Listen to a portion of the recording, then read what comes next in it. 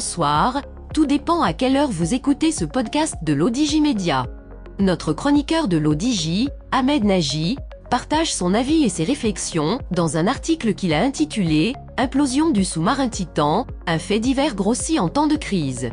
Alors écoutons-le dans ce podcast. L'auteur démarre son article ainsi. Un sous-marin de plaisance, le Titan, a plongé le 18 juin aux abords de l'épave du Titanic, naufragé en 1912, avec à son bord 5 personnes, dont 3 milliardaires amateurs de sensations fortes. Arrivé à quelques 4000 mètres de profondeur, le sous-marin de plaisance Titan implose.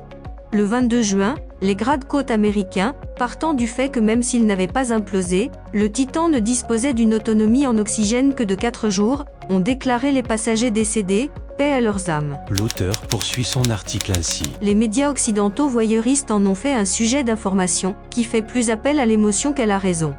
Il faut bien distraire la plèbe en temps de crise, lui faire oublier l'inflation, l'échec de la contre-offensive ukrainienne soutenue par les pays occidentaux contre les positions fortifiées russes et autres difficultés du genre. L'affaire relève plus vulgairement des chroniques judiciaires. Quelle mouche a piqué les 3 richissimes touristes des eaux océaniques profondes d'embarquer à bord d'un sous-marin non homologué ?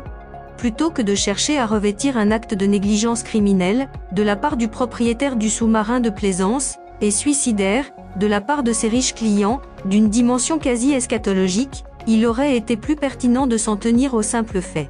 L'auteur précise ainsi. Un cercueil en carbone. La coque du sous-marin de plaisance Titan a été fabriquée en fibre de carbone, au lieu d'acier ou de titane, comme il est d'usage pour les submersibles. Au terme de son 5e voyage, il a tout simplement implosé. Après avoir atteint quelques 1066 mètres de profondeur, non seulement les communications ont été coupées, mais son transpondeur, pourtant isolé dans une boîte et alimenté par sa propre batterie, a, également, cessé d'émettre. Pour que tous ces instruments s'arrêtent simultanément de fonctionner, cela ne peut que vouloir dire que le sous-marin avait déjà implosé. Ceux qui ont autorisé l'entreprise OceanGate, propriétaire du sous-marin de plaisance, à plonger dans les fonds océaniques, sans certification du submersible, doivent rendre compte pour leur criminelle compromission dans le déroulement de ce drame. L'auteur conclut son article ainsi. Foi aveugle. On ne sait si le Titan et les passagers qui étaient à bord étaient assurés ou pas, mais là où les compagnies, qui s'y seraient risquées, auront de lourdes indemnités à verser aux familles des victimes.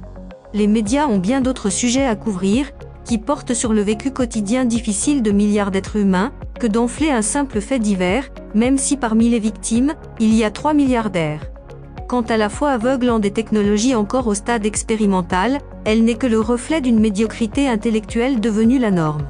Rédigé par Ahmed Nagy et lu par l'intelligence artificielle de l'ODJ Média.